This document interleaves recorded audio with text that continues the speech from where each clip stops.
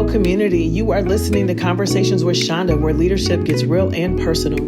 This is where we cut through the noise to confront the issues shaping our world and our community. From power and justice to the heart of community change. Hosted by me, Chanda Smith Baker, President and CEO of the St. Paul and Minnesota Foundation. Steve Simon, thank you so much for being on Conversations with Chanda. It is an absolute pleasure to be in this conversation with you. It's my pleasure. Thanks for having me. For sure. So when we planned this, I knew that there was going to be potentially a government shutdown. And now we're sitting right in the middle of it. And so it would be impossible for me not to sort of start there because it's such an unsettling moment for me, for this country. And I'm just going to go out big and just say, can we just talk about how did we arrive at this place? I mean, look, I think a shutdown, whether it's at the state level or the federal level, is just a failure. That's what it is. It's a failure of some kind. The question is, okay, whose fault and who's to blame? And a lot of people have theories on that. But if you can't get the government going, something went wrong, right? And I think this is a generations-long dispute. It's between political parties. It's between political actors, people who want resources, people who want respect. There's a lot of things that go into it. Here we are as we speak. We're on day one of this shutdown. And what tends to get lost is real people are in the mix here. Mm-hmm. I mentioned to you before we started here that I work with someone whose brother is an air traffic controller. Now, that's an important job. We all agree we don't want planes falling out of the sky, and we can't bring air traffic to a close. So the way it works for him under federal law is he must work. He's just not getting paid.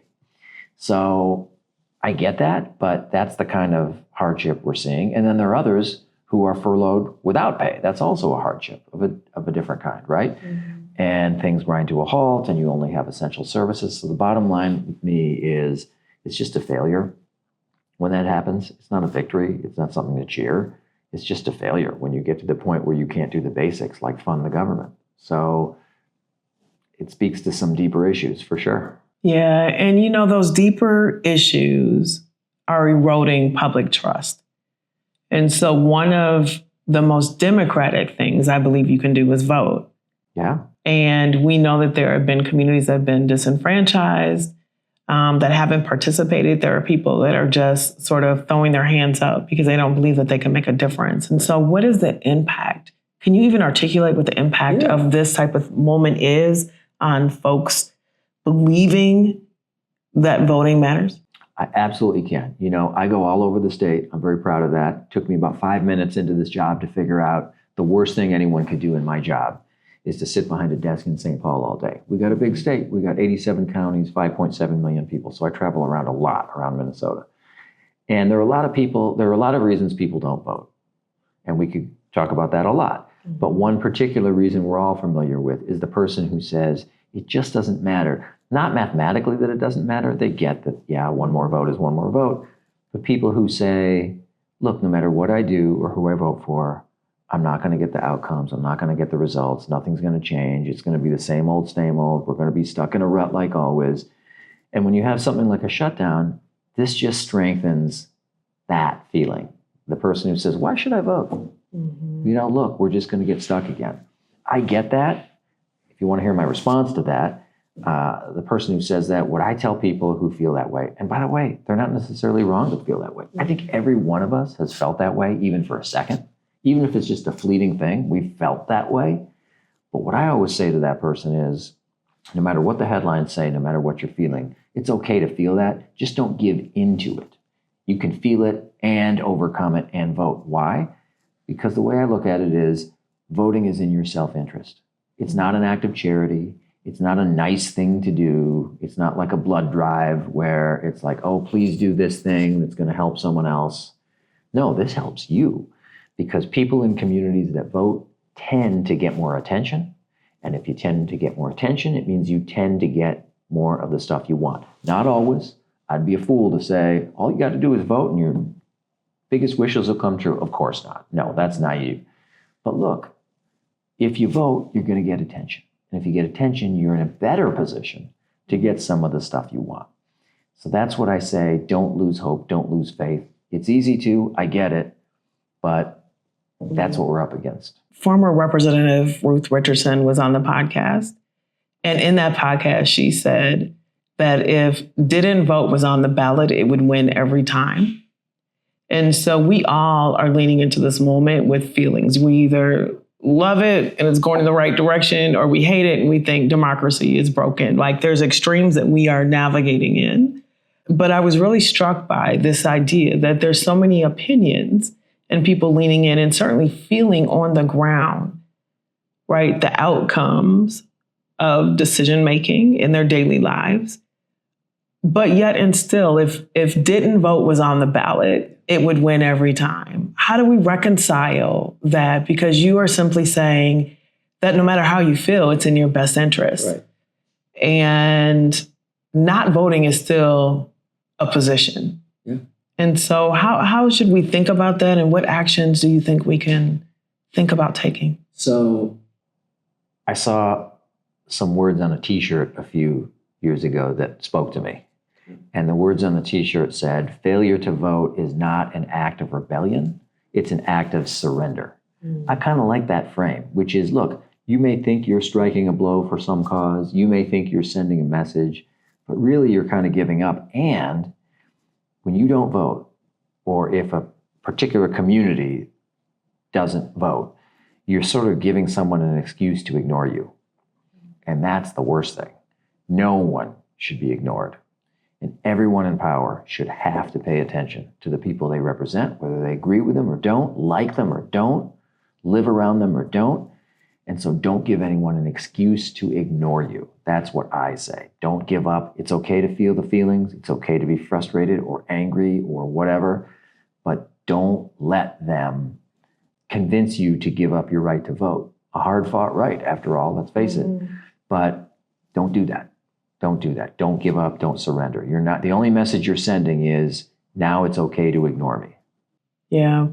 I had this moment where I sit at all these really interesting tables, right? I'm on the Joyce Foundation board, where that board is high level, very connected to what is happening politically, right? The way that they understand political decision making, the nuances of policy, the implications, the history is more sophisticated than most of us that are moving around the neighborhood. And for someone who has not been participating, how would you have them think about what is happening in our democracy? Because I think it's one thing to think about voting. Yeah. I think it's something else for them to reconcile the conversations, what they're hearing on television, what they're not hearing about them, right? The omission of full groups of people. How should they be thinking about democracy? So I think you're totally right to imply, as I say, that voting is just one piece here. Voting is one piece of democracy, but democracy is about much more than just that. It's about everything from free speech to economic rights to how our economy works and functions and treats people. All of that is also democracy. So it's so easy to think about democracy, the shorthand, as just that one act of voting, which only comes around every so often, once a year, once every couple of years, whatever, but that's not it alone. It's all this other stuff too. It's participating in your community in other ways, well before or after there's an election where you cast a ballot. So I want people to get into the habit of thinking of democracy much broader than just a ballot box or a vote. It's about the nonprofit community. It's about the for-profit community. It's about being involved in your neighborhood. It's about sending an email or writing a letter or making a phone call on behalf of a certain cause. All of that under that big umbrella is democracy, not just voting, although voting's certainly important. That's how we got to think about it. And remember, the people in office, they're not the boss. The people are the boss, okay? That's the way our system is supposed to work. I know it doesn't always feel that way, but elected officials answer to the public, not the other way around. And we got to keep getting that in our head. Yeah, agreed. So I love that you sort of expanded what democracy is at sort of the healthiest place. The other thing that I have began to hear more and more often is that it's not just people boiling down to voting, but it's getting boiled down to political party. right? What are we experiencing now where political party, the narratives between parties are actually helping to define how people see democracy? And what do you think the role of the electeds are in terms of helping to expand what you just said into a reality on the ground in terms of understanding? Let me take the second part first, because that is what pops into my head first. I think it's the responsibility of people in elected office and the people around them, frankly, not just the elected person, but others around them, to first try to take the temperature down a little bit. Second, to just let's zoom out here, okay? Political parties are supposed to be a means to an end. They're not the end in and of itself, right? They're a means to an end. People get together who think a certain way and they say, I'm with the ABC party or the XYZ party. That's supposed to be the vehicle, the tool to get someplace. It's not the destination itself. And I think too often we get caught up, and too many political actors get caught up in that's the end itself. That's the victory. That's where you spike the football, is when the party does well. Republican, Democrat, Green, Libertarian, whatever it is, rather than, hey, what are the outcomes we're looking for here? The people we serve, the things we want done. Yeah, parties are important. You bet they are. That's how we organize, and that's how we, of course, I'm not bad-mouthing parties. I'm part of one. But it's a tool, it's a vehicle, it's the means to the end. It's not the end in and of itself. So to your listeners out there, the people that they know, look, involvement in a political party is a really worthy, good thing, no matter where you stand or where you sit. But it's not the end in itself. And there's so many other ways to be plugged into democracy. It's about the cause. It's about the end result. A party can help you get there. But whatever it is, economic fairness and justice, civil rights protection, an economy that works for everyone, the basics. You know, everyone wants the basics. They want good schools, safe streets, dependable roads, affordable health care. These are things that bind all of us. People have different opinions, but we got to get beyond this. The party is the absolute end. It's the means to some other end. Yeah. And, part of what is happening too is that it's become somewhat like a battlefield in our state. And we have listeners from all over, but in our state, we have certainly seen the evidence, the demonstration of political violence. We have seen the worst of what that looks like. And I'm wondering if you have any thoughts on what our political leaders, because it could be it feels like they're not just attacking policy decisions, they're attacking people. And it feels in some ways like they're feeding that level of disdain for each other. And so do you see that becoming different? Can we humanize each other and still be disagreeing politically? Absolutely, we can and we should. It's the old saying, you can disagree without being disagreeable. I fundamentally believe that. I think the violence we've seen in the last few months here in Minnesota with the murder of Melissa Hortman and Mark Hortman, the attack on Senator Hoffman and the Hoffman family, and then even the Annunciations shooting in Minneapolis in the Twin Cities, which seems to be at least related to some sort of political agenda, has us all thinking, how did we get here? How can we go back? How can we sort of connect with one another? And really that connecting is so important. It's so easy on social media when you're anonymous and you've got an anonymous handle. You can say anything you want about another person and no one's going to trace it to you. So easy to be cruel and mean and nasty. I think it's all about human connections, right? It's okay to be friends with someone who voted for someone different than you or who thinks about the world a little bit different from you. To humanize it, you could be against their idea. You can say that idea is terrible without saying the person is terrible. Mm-hmm. And that's the key thing we got to get back to, I think. Yeah, agreed. So you just mentioned that you're part of a party. And my question here is both listening to that statement and with you saying that you've traveled across the state, which means you are interacting regularly with people that may not hold the value or the priorities that you hold as part of the party that you represent. What have you done? How do you lead across differences? Like, what can you teach us about that? I think basic empathy and assuming best intentions is a really healthy way to lead life. Reduces your blood pressure. It also makes you more receptive to new ideas. You're right to say, I meet with a lot of people who I suspect, I don't ask them or whatever, but we all have a certain radar for these things. There are some people, no doubt, that I meet with regularly as I travel across the state who, frankly, may not have voted for me or maybe never would. But on the issue that we're meeting about, we find common cause, we find common ground. And I like to sort of start with assuming best intentions. Okay, this person sees the world different than me. Maybe they do, maybe they don't, but let's say they do.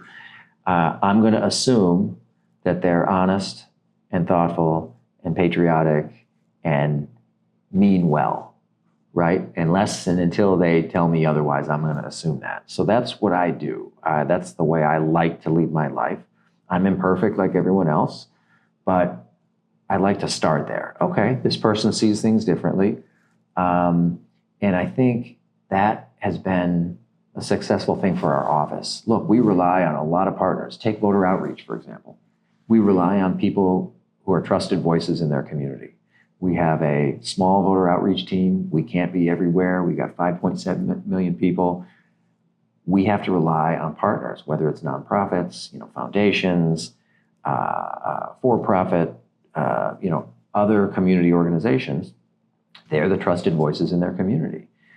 Is it possible that they might not agree with me personally on everything, or I agree with them? Yes, but they are trusted voices. So when we're trying to get out information about voting, like where's my polling place, or am I eligible to vote, or can I vote from home, or what are the rules here or there, all of that political stuff goes out the window. We're looking for trusted voices in a community, period. And if they're a trusted voice, we want to work with them about getting out just strictly nonpartisan factual information about elections so that Minnesotans can vote.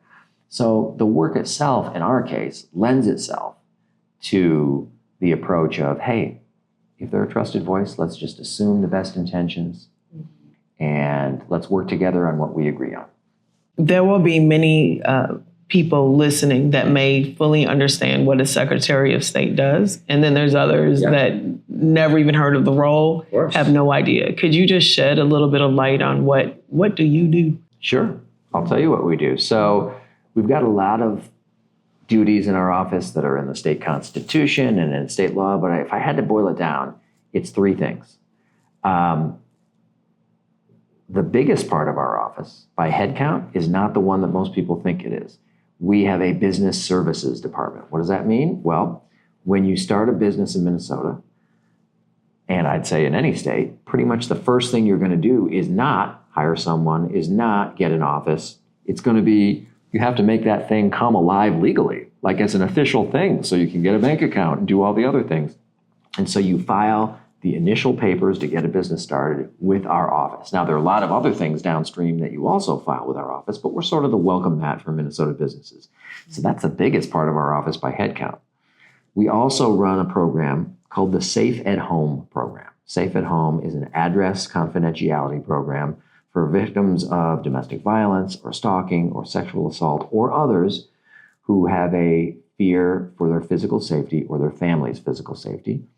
And it allows people in the program to keep their true home address completely shielded, completely anonymous, completely confidential.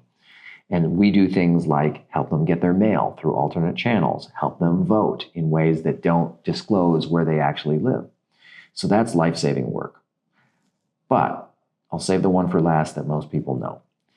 The duty of ours that gets the most attention, the most interest, yes, the most scrutiny also, is elections. So I and we oversee the Minnesota election system. Now, here's what we don't do. We do not count votes, ever. That happens in 3,000 places across the state of Minnesota. It's spread out for a reason. We report what they count, but we don't lay a finger on anyone's ballot during election day. But we do a lot of other things. We provide legal analysis and spend a ton of time at the legislature designing and tweaking and perfecting our election system.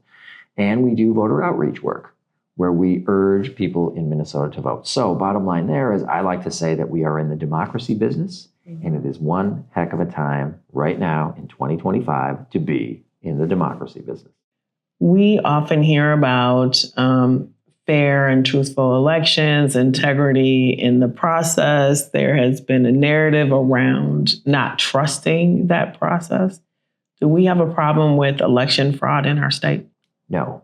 Minnesota elections are fundamentally fair, accurate, honest, and secure, period. We know that from the data, from the facts, from the court records. Now, is our system perfect? No. Every election cycle, there will be some very small number, I mean a microscopically small number of people who do the wrong thing and get in trouble. But overall, our system is really sound and it's really clean. And that's because we have good laws on the books that put in a lot of protections and filtering and screening before, during, and after our election process. So Minnesotans can know our system is honest, never perfect, but honest and clean and accurate and fair. Mm-hmm. And we have elections coming up soon here, and we are in a climate that is fraught with a lot of things. We have heard a lot about safety of election workers, safety of polling places.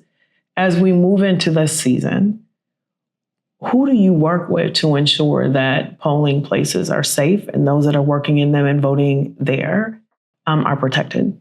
It's a huge priority. You look at the headlines and you can't not think, hey, if someone is really a politically motivated violent actor, could they come at a polling place? Mm-hmm. And while there's no guarantee of anything in life, we have really good laws and rules in Minnesota that really drastically reduce the likelihood of that happening. Let me give you an example for your listeners. We've got really strict laws about who can be in a polling place to begin with. It's either got to be a voter, an election worker, someone who naturally works in that building, a church, a school, whatever. And even with the one exception to that, which is the political parties can send one person, not a giant group of 20, just one, in writing. They've got to be designated. And even there are rules in law about what they can do. They can't speak to a voter. They can't come within 6 feet of a voter. So who do we work with to make sure those laws on paper actually work in reality? We work with cities and townships and counties and statewide law enforcement. And we have a group in our office that works with all those levels of government on physical security, everything from who's there, the design of the polling place, eyes and ears on the ground. And our folks make house calls. Last year, they literally traveled to all 87 counties, not Zooms, literal visits to all 87 counties to work this out. We have great federal partners as well. The Bureau of Criminal Apprehension in Minnesota. Now, there's no guarantee of anything, right?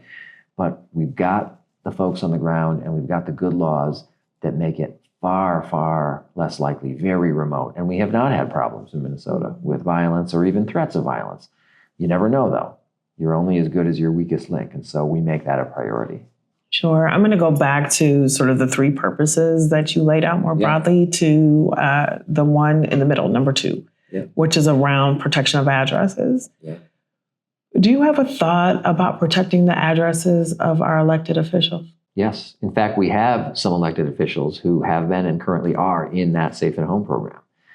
You know, the sad part is we spent a lot of time in state government, rightly, I think, focused on the workplace. Security at the state capitol, security for elected officials and their staff, security for other people in state government. And that was the right call. But the horrific violence and murder last June just shows that you can do everything right in the workplace and still not stop political violence. Because as we know, tragically, this perpetrator went to people's homes. He didn't go and shoot up the Minnesota House of Representatives. He didn't go and attack someone in a state office building. He went to private residences. So that's a whole different frontier. And that presents a lot of challenges. So we've had an uptick in interest in this program and in other ways that our office can shield some information of electeds. So for example, as your listeners might know, people who file for office, whether they win or don't, they file with our office, with the state, to run for almost any office except for very local ones. And when they do that, they typically put their home address in because you got to know, do they live in that area? Well, we made the decision after the violence of last summer to take that stuff down off of our website. Under limited circumstances, it's still available, law enforcement, others, but we didn't want that to just be floating out there. So we took that down. We took other information down off our website. We're rethinking how, if at all, we ever disclose that stuff in the future. The legislature comes back in February, so we want to work with them about putting this stuff in law. But between now and then, we're taking no chances. We just took it down. That's it. It's no use having the risk out there. Yeah, for sure. And that's an extreme case. And as you were talking, I was thinking about, protesters showing up. And that already feels like a violation of space. How do we reconcile, the laws that have to be there for folks that are extreme and dangerous from the right to protest and to bring voice to the issues? Is there a line though? Yeah. If you protest me at work, you can protest me at work. You come to my house, that's a different ballgame.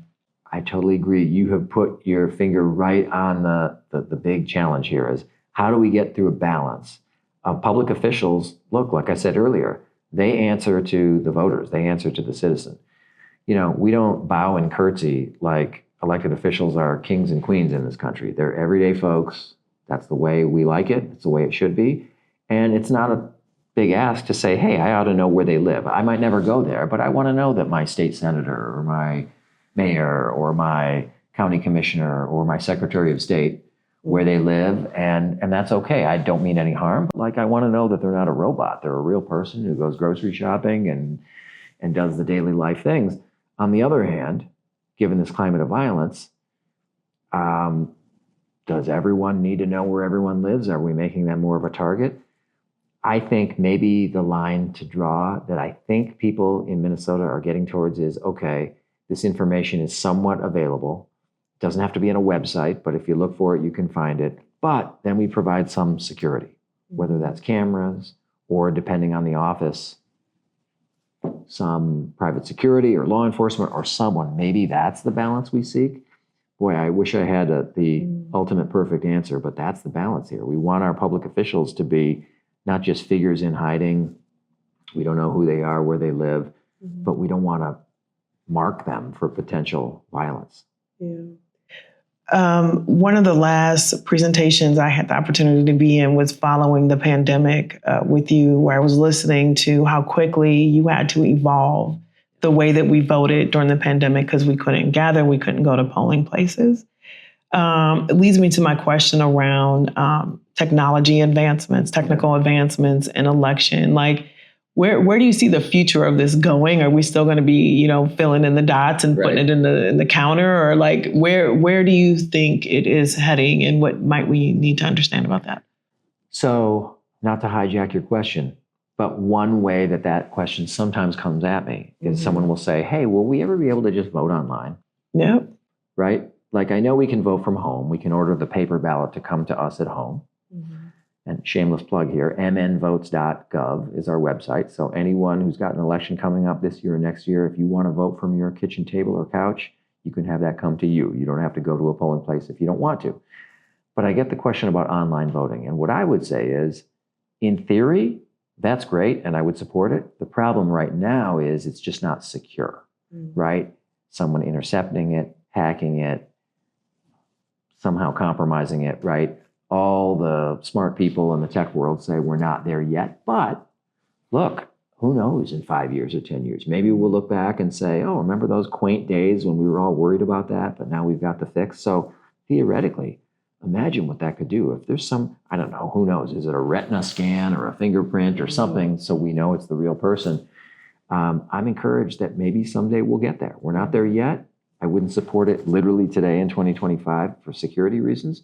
But I don't know what's coming down the pike in 10 years. Yeah, but y'all aren't in the office holding on to the fax machine and saying it's got to be pen and paper. There's actually a reason why we're doing that, which is to protect the vote. Exactly right. It's all about security right now and integrity.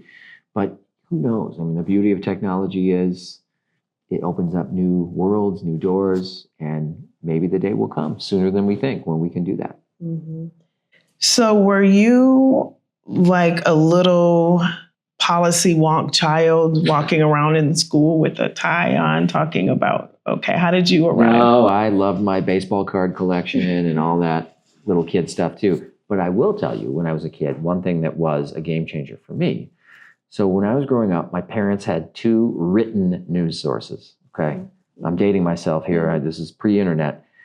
And Two, they had the Minneapolis Star Tribune newspaper, paper copy, just lying around, and Time magazine, the weekly news magazine. And they were just lying around. And my parents never said to me, hey, read your Star Tribune and eat your vegetables, and this is good for you, whatever. But it's lying there when I go to get my bowl of cereal in the morning on my way to school. So I'm glancing over at it, and I'm seeing a headline on a storm or a war or a sports score or whatever it is, just what's going on in the world. And it did make me curious, even in elementary school. Okay, these are the things that are going on. And as I got into sort of middle school, high school, I started to think, okay, these are the headlines that tell me what happened yesterday or last week, but what do I want the headline to be tomorrow or next week?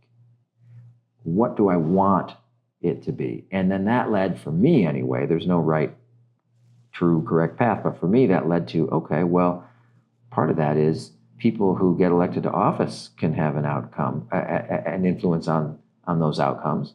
And that led me to an interest in politics and campaigns and public policy and all the rest. So that's how it worked for me. So no, I was a regular kid interested in the regular things, except that my parents just having that laying around. They never pushed it. Sort of, to me, I got interested in headlines and just what I want the headline to be. Yeah, what's resonating is sort of the connection to what and how you shape the future. And there has to just be a fundamental belief that you can make a difference on behalf of other people. That's just always been in you, and you just believe that to be true? Yes. Like, do you think that you have maximized? Are you maximizing your potential of difference making? I don't think anyone has, I don't believe in ceilings like that. I don't think you or I or anyone has maximized their potential. It's almost limitless depending on what you want to do with it. But I think we all have agency, we all have a voice. And when we work across different lines, we can maximize that together. I mean, 1 + 1 can equal more than 2 in some ways, right? You get 2 people together, or 5 people together, or 10 people together for a good cause, and you can do more, much more than the 10 of you individually could. So I absolutely believe that. I've always believed that. And you can make those new headlines. If you get enough like-minded people together and you're working together as a team, you can do great things. Yeah, so let's talk a little bit about that, because we're sitting in what has to be one of the most complex times. I don't even know how to compare it, because every year it sort of one-ups itself, right? And so you had COVID, which is super complicated, and then we had the uprising. We've had so many things. But within that, obviously, you're holding on to a future that is different than the present moment, and understanding of historical context and how things move. And in a moment, this is sort of a long-winded question, but in a moment where complexity just keeps complexing itself, how do you hold on to hope, right? Like what, because you see it from a deeper lens than what I would see it, and certainly some folks listening have that perspective as well, where it may not always feel like we're moving in the right direction. But what hope what are you holding on to?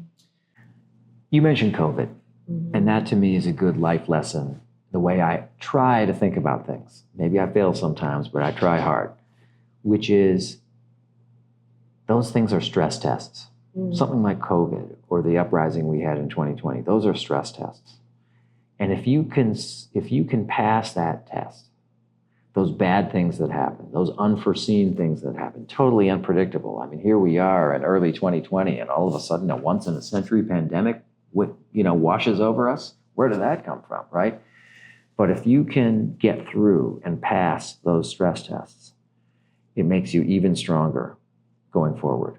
So the hardships, the bad times, the unexpected things, the tensions, the setbacks, if you can overcome those and even survive, I'm not saying even thrive, if you can just survive and get through it, that makes you stronger and more ready for the next one that might come. And even if it doesn't come, there's strength, there's confidence that comes from having endured and just gotten through these stress tests. And so that's how I like to look at it, rather than looking at it as a setback. And there were, of course, setbacks. I'm not naive. All of us felt setbacks, whether it was our kids in school or our pocketbooks or just health itself, maybe losing a loved one to COVID. If you endure and survive that, it puts you in a better position in the future. Now you're really strong. Now you're really experienced. And you can bring all that, including the toil and the pain and the loss. You can bring that to the next endeavor, the next adventure, the next project, the next challenge. So you internalize that and you learn from that. You got through a bad thing. You got through a tough thing. And now you're stronger and better and smarter for it. That's the way to look at those challenges, I think. I love it. Okay, last question, which is, it would be hard for me in my new role to not ask a question around philanthropy and what you think philanthropy's role can be in a moment like this. Huge. Philanthropy's role is huge. We're at a time when people are looking for answers. They're looking for, I believe, and craving connection. You know, in an era of social media where we can all just be keyboard warriors and not have to interact with anyone, any organization that literally brings people together, like in a room together, and can connect people across lines of difference, that is just golden. So one of the reasons I'm excited for your new role, if I may say, given your long record of leadership and the many people who admire you, is you're in a position to be, as you, I think, have always been, a real connector. And man, are those in short supply. Mm-hmm. So there's high demand for people to do what I know you are now doing. And do you mind, very quickly, can I ask you a question? You can. You certainly can. So as you take up this new role, and given all that you've experienced in your past leadership positions, what do you think when it comes to people believing in their own ability, whether it's through voting or other ways, to impact things in their community? How do you think, either you specifically or philanthropy in general, can help?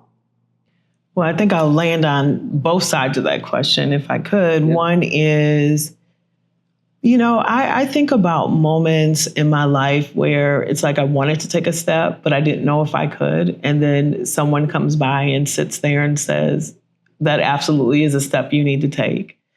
I think part of helping us all move forward is seeing the steps that we all can take, right? So being able to affirm and see and listen to leaders in community at a time where there's just a lot of noise and not a lot of listening, I think is an essential role that we can play individually and as an institution, as a philanthropic institution. And I say that because, you know, I've been in so many roles and seats, right? I've been a nonprofit leader where I've been at the table and my expertise that was added to that table I knew was essential and it was wanted. I've also been at the table where someone thinks that nonprofit isn't as business-like or it doesn't have whatever it needs. And so they're telling us in sort of this power-downed way that minimizes expertise and perspective. And I think that, you know, if I navigate understanding the value of people in my role and in my individual connections, when people feel valued, they contribute differently. And I think that is the best thing we can do is communicate the value that every single resident of the state has, that we can validate their experience and their perspective. We can say, yeah, we can't do all of the things, but here's something that we can do together. I think that there's an opportunity to inspire. And I love that you brought up convening, because I think there are people that will say, you know, well, we can't just talk. Right. But convening isn't just about talking. It is about listening. It is about building social cohesion. It is about building community. It is about creating space for possibility to emerge. And philanthropy at its best is about investing in the possibility and in the dreams of solutions that impact communities of people that need that solution. And that's what I think we can do. Amen. Amen. Right on. And good luck. You're extremely well suited for this moment in history. So congratulations. Thank you so much. Thank you. Anything I didn't ask you want to get out? Just that there's always an election around the corner. There's always an election. For those in Minnesota who live in places like Minneapolis, St. Paul, Duluth, and other communities, remember to vote this coming November 4th. And if anyone ever has questions about what the rules are, where to go, procedures, anything, our website at our office is mnvotes.gov. That's mnvotes.gov. I love it. And then, of course, you surface another question, which is there a difference between voting and being an informed voter?